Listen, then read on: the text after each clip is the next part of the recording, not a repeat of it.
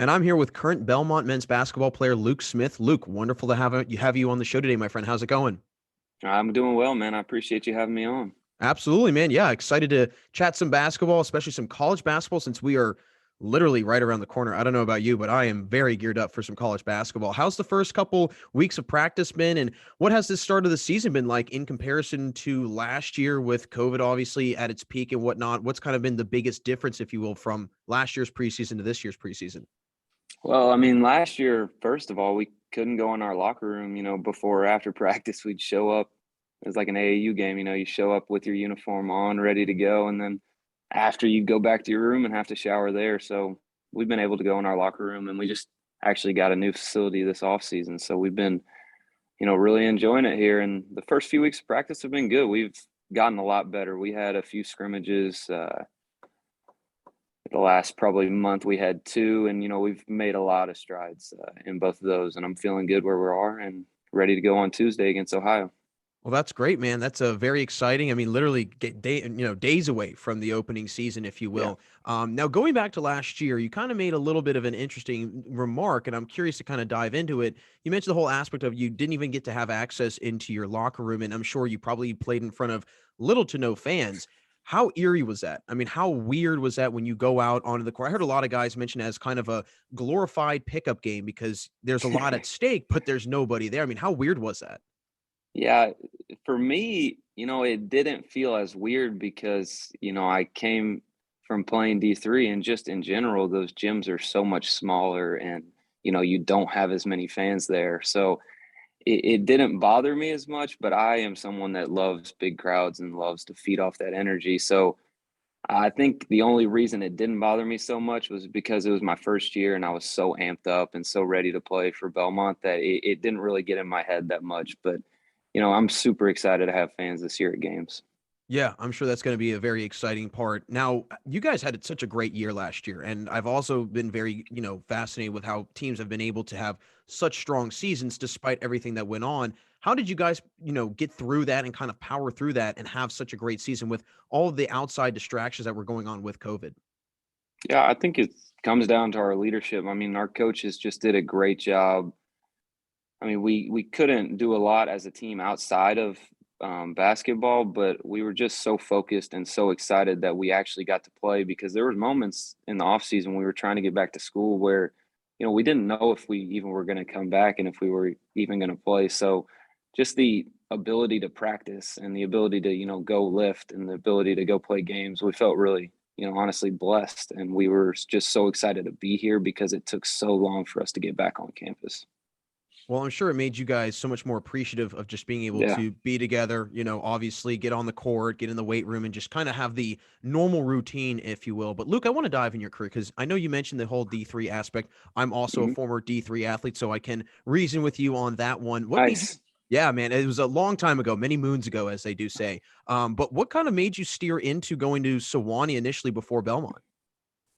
Well, coming out of high school, I was just honestly, I did not look the part, even less than I don't look the part right now. I was probably 150 pounds and I was just scrawny, and I had all the skills that I had back then. I just didn't really have the look that D1 schools were looking for. And at the time, I don't know if I was burnout or if I was just, a little discouraged by how my recruiting went, but I didn't want basketball to be my complete life. And at the D3 level, I think it gave me kind of a little flexibility to, also focus on academics and, have a social life and get to see, my family and come back home. And so kind of the balance is what I wanted at the time. And then, once I got there and started playing, I loved it so much and I loved playing so much. I knew at that moment, I wanted to be a coach and I wanted to be around basketball. I wanted basketball to really be, my focus. So that was kind of what went into it. And then the coach at Swanee, Coach Mick Hedgepeth, he recruited me, and we just had such a great relationship. And he was someone that I wanted to play for and someone that I really trusted. Well, we'll get into Coach Mick in a little bit because that was a very interesting aspect to your career, but you had a great start to your career at Sewanee. And when during that freshman year did you kind of start to feel really comfortable and kind of in the flow and the rhythm of the offense and the defense at Sewanee? When did things kind of start to click for you, if you will? Yeah, we had my first Division One, or my first college game was against Austin P in an exhibition, who's actually in our conference now. And I played fairly well and I made a bunch of shots. And after that, I kind of cooled off, and I didn't really adjust to the speed of the game, because people D3 gets a bad rep, but it is good, really good college basketball, and they're good athletes and really good players at that level. And it took a minute for me to adjust, but I kind of hit my stride towards the middle of the season, and then going into the end of the season in the conference tournament. But I don't really know what my numbers were that year, but I can tell you I probably didn't shoot a great percentage from the floor, or what I would like to shoot, just because there was that adjustment period. And it's I can't reiterate enough how good some of those players are at the D3 level. Yeah, I second you on that. I mean, there's a lot of guys that I played against that are very good athletes that I often found myself saying, "Why are you not at a Division One school?" I mean, Yeah, there's exactly. it's kind of a funny thing, how guys kind of wind up in certain places for whatever reason it might be. Hmm. But that second year at Sewanee, you really just skyrocketed, and the team did as well. What was so different about that year's team in comparison to the previous year's team for you guys? Yeah, we had a lull in the middle of the season there, and we were an old team. Just we had three senior starters, and then we started two sophomores, but we were a fairly old team, and we had a lull there in the middle of the season, and then we just kind of had like a little powwow in the locker room. And I don't know, those seniors just took such a leadership role. We got in the gym so much on our own and as a team. I mean, we were scheduling shooting sessions outside of practice, and every single person on the team was showing up, and it was just such a close knit group and people that really wanted to play for each other. It was still the most fun year of basketball I've ever been a part of, and it was a team that I would not trade that year for anything. It was so much fun, and I don't know exactly what year the last time Swanee won a conference championship. I think it was '98, the year I was born, but to do that for that school, and it was an experience like none other. Well, you kind of gave a really good kind of description of how that team was ran, and it sounded like it was very player driven and Hmm. and teams that are kind of coached by the own players. I mean, hey, it probably gives the coach a lot of an easier job, if you will. And I'm sure it kind of gives everybody else a feeling of, hey, we can listen to this guy because he's maybe a year older than we are. He's not this dude that's, Yeah. 30 years older than we are or 20 years, whatever. He's got kids, wife, and a mortgage. These everybody's our same age. So you know what I mean? So we'll all be able Yeah. to kind of listen to him a little bit better. But I kind of want to segue now into your time at Belmont. And I want to first ask, I'm sure Coach Mick had a lot to do, and I will ask about that. I'm sure he had a lot to do with your transfer to Belmont. But what really kind of drove you and kind of encouraged you, if you will, to coming to Belmont? Yeah. The opportunity came around. Well, I guess Coach Alexander took the job in, maybe April or May of that year. And it just kind of, Coach Hedgepeth got hired, and then it segued into me talking to them. And I don't know, it's not that I felt like I accomplished everything I wanted to at Sony, but I felt like I accomplished a lot. And I felt like we as a team accomplished a lot winning that conference championship. And I was just so, I don't know. I love new stuff, and changes don't really bother me. I love going new places. I love trying new things. So it was kind of just the opportunity of a new challenge is something that I really wanted. And again, at that point, I did want basketball to be such an important part. I love playing basketball, and I love, game planning for games, and I love every single part about it. So I wanted to try to do it at the highest level and just see if I could. Well, you clearly can. I think that's definitely been something that has been a proven equation, if you will. Now, getting into Coach Mick and his impact for you, how much of an impact did he have in your decision to come? And what were kind of some conversations that he was having with you to, come to Belmont and get ready to come on to Belmont? Sorry, Coach Alexander's actually interrupting right now. Coach, what's going on? No, I would love if you came and crashed. Hey, how's it going? He said, "Hey, how's it going?" What's up? Big What's dog? going on? Glad for you to join the show. I love little cameos. We love cameos Yeah, and Ride the Pine. exactly.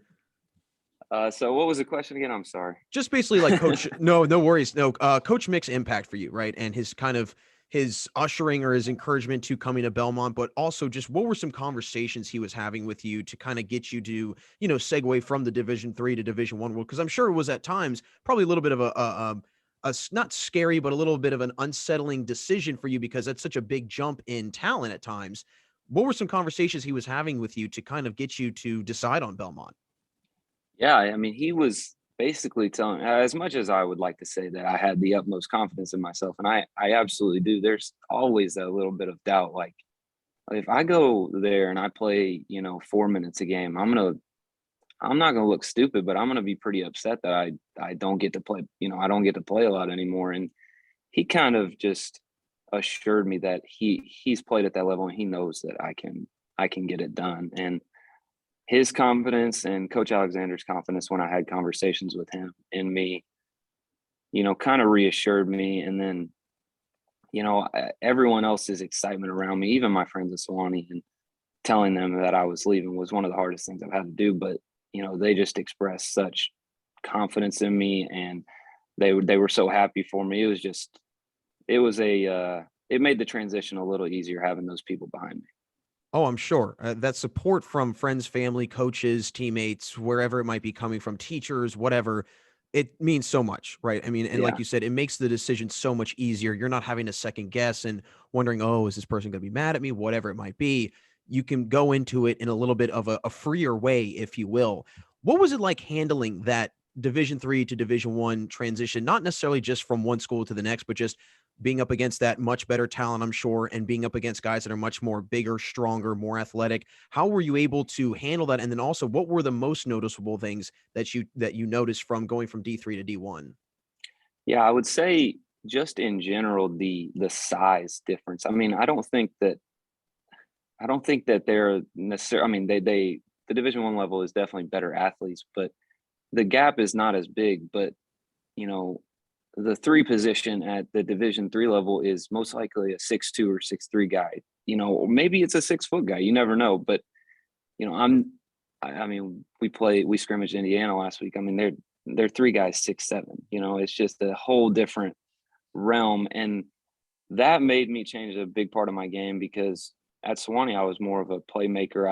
I probably took, maybe just as many twos as I took threes, and I would finish at the rim a lot more. But it's not that case at the Division 1 level. I'm not going to be able to drive in there and finish over people or finish on people as much as I did at that level. So I started doing a lot more catch and shoot when I got here.